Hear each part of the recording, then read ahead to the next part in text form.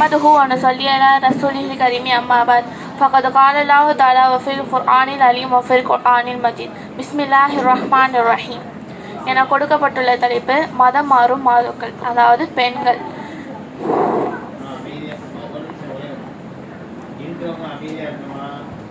நேர்வழிப்படுத்தக்கூடிய ஒரு முழுமையான மார்க்கமாக இருக்குது.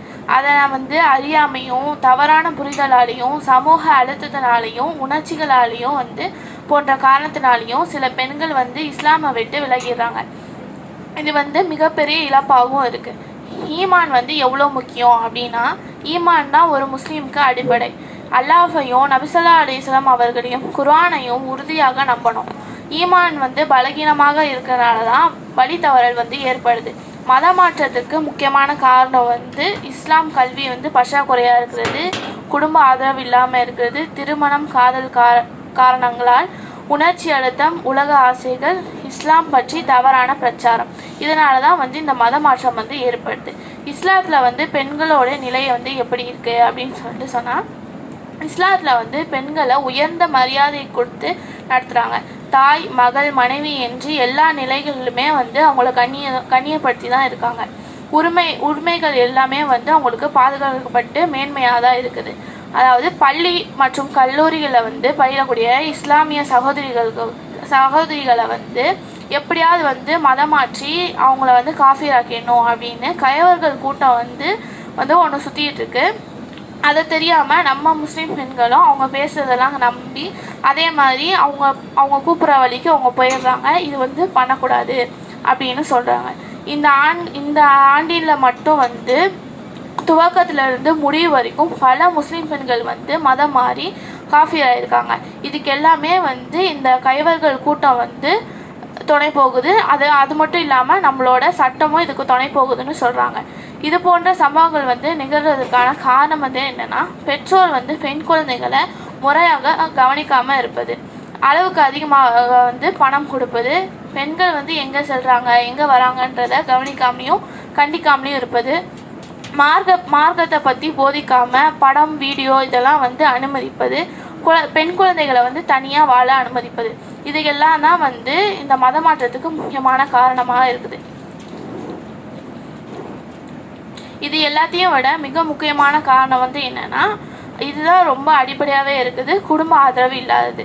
குடும்பத்தில் ஆதரவு ஒரு பெண்ணுக்கு இல்லைன்னா, அந்த பெண்ணுக்கு சிறிய பிரச்சனை வந்தாலும் அதை அவளுக்கு பெரிய பிரச்சனையாக தான் அவளுக்கு தெரியும். அது அவளுக்கு ரொம்ப கஷ்டமாக இருக்கும். முதல்ல நம்ம பிள்ளைகளை நம்ம நம்பணும். அது அந்த நம்பிக்கை நம்ம பெண் பிள்ளைகளுக்கு பெரிய ஒரு சப்போர்ட்டாக இருக்குது. நம்ம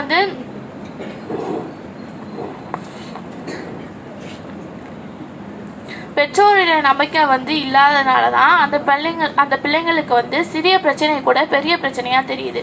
அப்போ யாராவது நம்மளுக்கு அதெல்லாம் பேச மாட்டாங்களா, நம்மளை நம்ப மாட்டாங்களான்னு இருக்கும் போது யாராவது ஒருத்தவங்க ஆறுதலாக பேசி ஏதாவது சொன்னான்னா அதை அப்படியே நம்பி ஏமாந்துடுறாங்க. இது மத மாற்றத்திற்கான முக்கிய காரணமாகவும் இருக்குது. இதே குடும்ப ஆதரவு இருந்தால் அந்த பெண்ணோடைய மனநிலை எப்படி இருக்கும் அப்படின்னு பார்த்தீங்கன்னா, குடும்ப ஆதரவு இருந்தானா அந்த பெண்ணுக்கு யாரோடைய ஆதரவான பேச்சும் தேவைப்படாது. அவளுக்கு கஷ்டம் எவ்வளோ பெரிய கஷ்டம் வந்தாலும் அதை அவளுக்கு ஒரு பொருட்டாகவே இருக்காது. அதே நேரத்தில் அவள் வழி தவறவும் மாட்டாள்.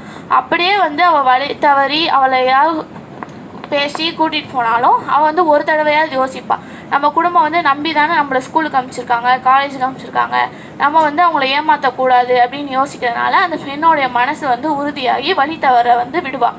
அதனால் வழி தவறுதும் அவளுக்கு வழி தவறலை விட்டு அவள் விலகிடுவா.